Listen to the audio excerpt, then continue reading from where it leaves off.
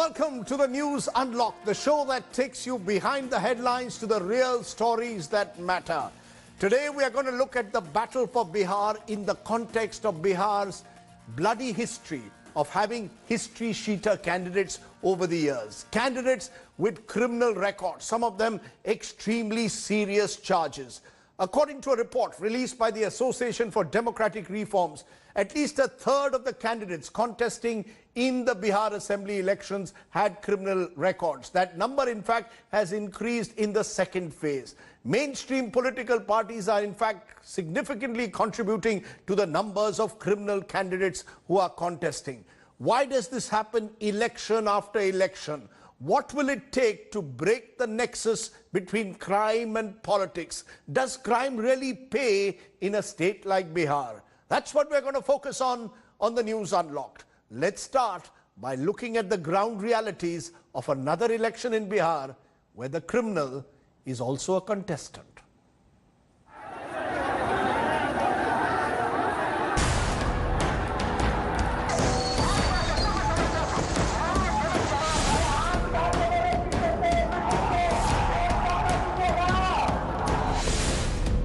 These shocking figures are from Bihar, a state with a significant history of electing political candidates with criminal records. According to an Association for Democratic Reforms report, out of 1,064 candidates analyzed in Bihar Assembly elections Phase 1, there are 328 candidates with criminal cases against them. And out of the 1,463 candidates contesting in the second phase, 502 are facing criminal charges. Charges candidates face include those of murder, attempted murder and rape. Election Commission has done, or what the Supreme Court has ordered, is halfway. They are just giving out, or I would say they're trying to pressure them morally into not fielding candidates who have criminal records. As long as the people give them votes and they get elected, you can't do much. So therefore, what is needed is a very direct, positive action saying, no, you can't fight elections. Despite judicial attempts to check criminalization of politics, this continues. The Supreme Court has made it mandatory for candidates to publicize their criminal antecedents aside from declaring it in poll affidavits. And in January 2020, the Supreme Court gave a directive asking parties to give reasons for such selection and why other individuals without criminal antecedents could not be selected as candidates. Last month, the Election Commission made it mandatory for candidates to publicize their criminal antecedents information. And they had to do this not once, but 3 times. But does it finally matter to the voters? That is the question. So my first guest on this critical issue of the links between crime and politics is Dr. Tarlochan Shastri. He's founder and trustee for the Association for Democratic Reforms, which comes up with a list of criminal candidates in every election and does a lot of extensive work on this. Dr. Shastri, it appears that another Bihar election where you've got large number of criminal candidates, 23% or around 1/4 of the candidates in phase 1 and about 31% in phase 2 have criminal cases against them. Do you see this fitting with a pattern? Is this something that is inevitable in almost every election, or does it get exaggerated in states like Bihar?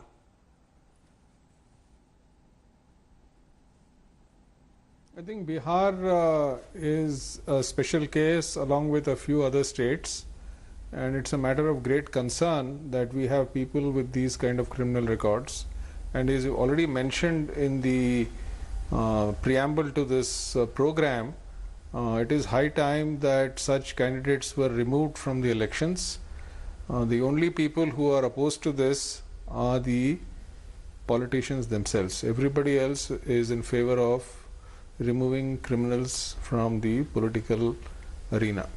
But you know, so it's a matter of great concern, and it is very much part of the Sorry to intervene. While you say that everyone is concerned about it, that people would like to have elections where your candidates don't have serious criminal charges. Here is a fact. Of the big parties, Bharatiya Janata Party, Janata Dal, RJD, Congress, in 2015, out of the 81 RJD MLAs, 46 MLAs, Professor Shastri, had criminal charges against them. BJP, 36 out of 53 MLAs had some criminal charge against them. I'll come to the serious charges against them in a moment. And JDU had 34 tainted MLAs in 71 seats. So they get elected. It appears that candidates with these criminal records get elected. And it's not as if the voter doesn't know of it. So I ask you, is part of the reason that people at the end of the day are ready to vote for them? Crime pays. Yes, there is a lot of academic work which shows exactly what you are saying, Rajdeep. On the other hand, I think voters will be equally happy or even more happy to vote for candidates without criminal records if the political parties are willing to put up such candidates. In India, we have the strange system where tickets are given out by the political party leaders. They are not democratically elected like in other countries. So I think when there is a better option, people will definitely respond to that. And as of now, we have this problem, and people have no choice but to vote among the candidates who are available to them, and they make the best choice possible.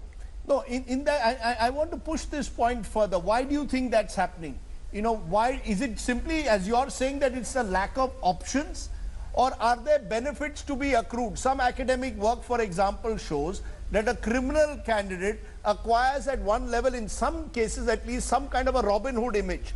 That he acquires, for example, money through illegal means and then distributes it or creates a system of a patron-client relationship. Do you believe that is true of states like Bihar, in particular the poorer states, where you could be the local dada and you're able to create these patron-client relationships, and that in a way benefits these politicians?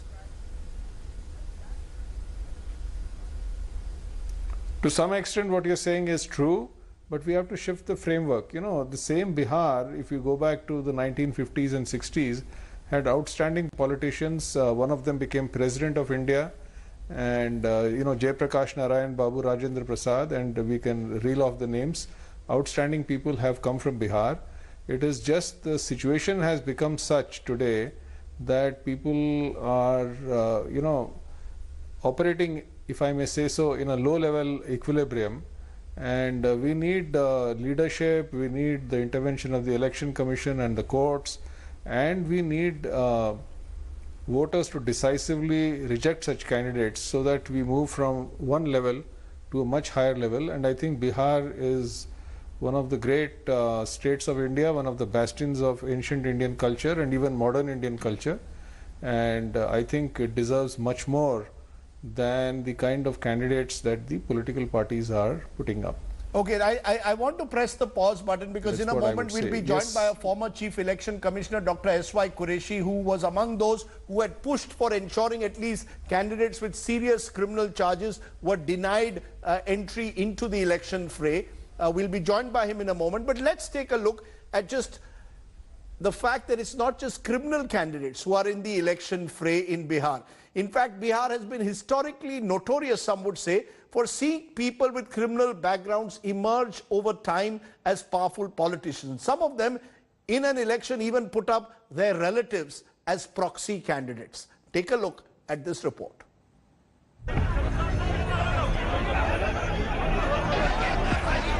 A former chief minister is currently in jail, convicted of scam. There are former MPs and MLAs from the region who have done time in jail. Not on charges of political activism, but charged with criminal activities. This is Bihar, a region where politics and crime have always been seen to be hand in gloves. And the story is set to go back 40 years to the decade of 1980s, when strong-armed men with criminal backgrounds began to stand for elections. By the 1990s, under the RJD regime, these strong men began to flourish in electoral politics. People vote on community basis, on caste basis, and somehow they get a feeling that if they have a man of their choice, of their community or their caste, he becomes a Robin Hood for them. The state may not be able to protect them, that this man can. And names like Pappu Yadav and Mohammad Shahabuddin became notorious even outside the state. While Pappu Yadav was elected to the Lok Sabha 4 times on different party tickets, Mohammad Shahabuddin first won the state elections and then went on to sit in the Indian Parliament. Shahabuddin, or Sahib as he was called by his followers, fought the 2004 elections from jail after he was accused of kidnapping, disappearance and killing of 15 CPIML activists. He was disqualified from fighting elections after his conviction, but his wife continues to be his proxy candidate. When you get convicted, then there is a positive no, you can't fight, you can't contest elections. In spite of that, there is a whole series, they found a way out. Their wives or their relatives start getting fielded as candidates. Pappu Yadav too was convicted for a murder, and he too was banned from contesting the parliamentary elections in 2009. But Yadav is still very much a part of Bihar's politics and runs his own party.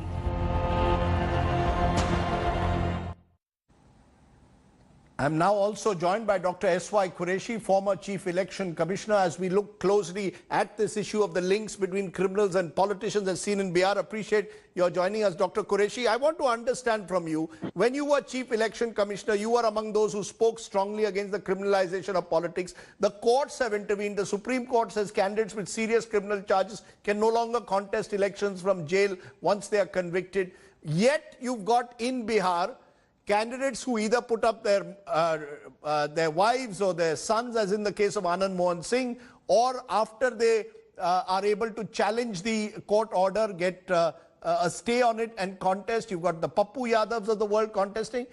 Do you believe the law is limited when it comes to the issue of criminals and politicians?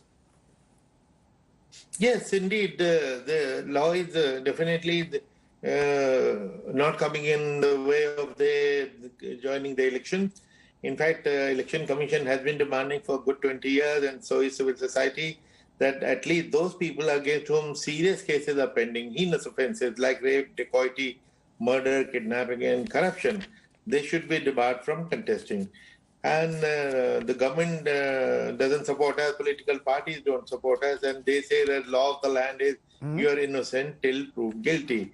So that is what has been coming in the way. But I must point out that the Law Commission of India, in its report, also recommended that. The Law Commission is headed by a retired judge or Chief Justice of the Supreme Court, and it only has juries. And if they think that the law of the land doesn't come in the way in debarring, something should be done. The alternative route is, of course, the fast-track courts. Supreme Court gave a verdict in 2014 that all criminal cases against the politicians, MLAs and MPs should be decided within 1 year.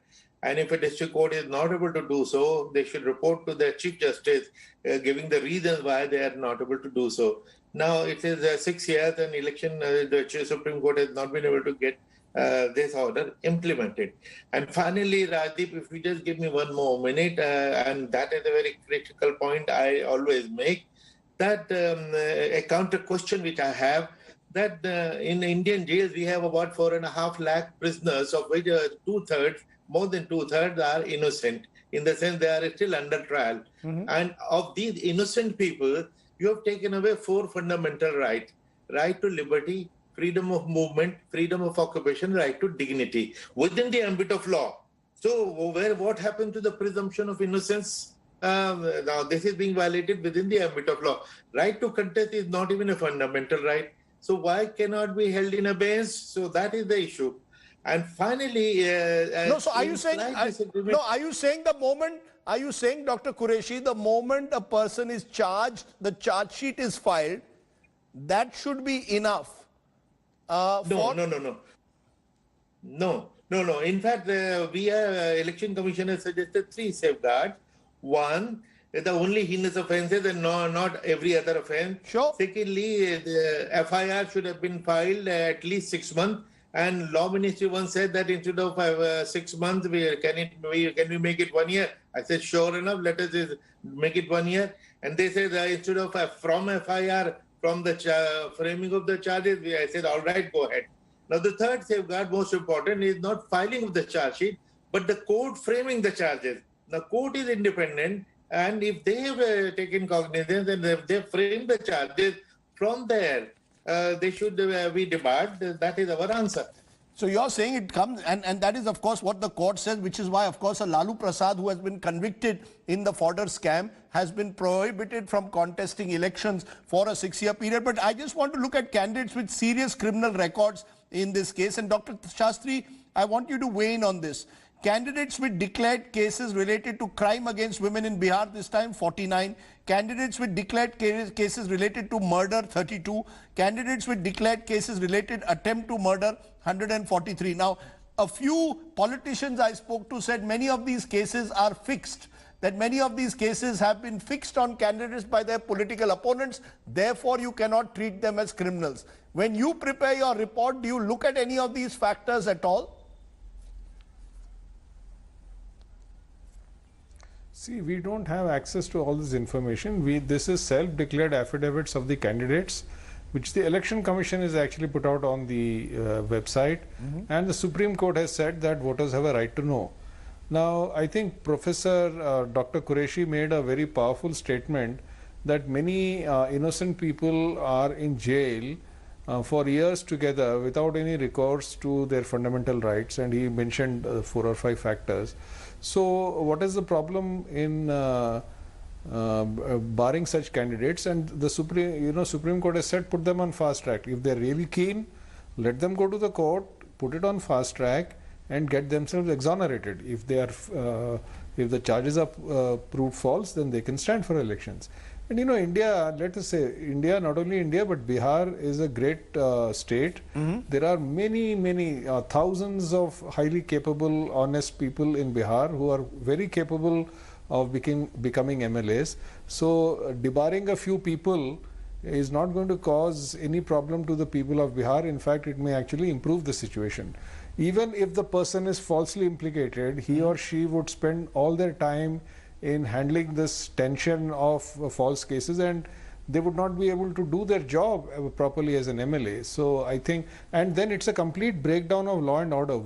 If there are false cases, why are there so many false cases?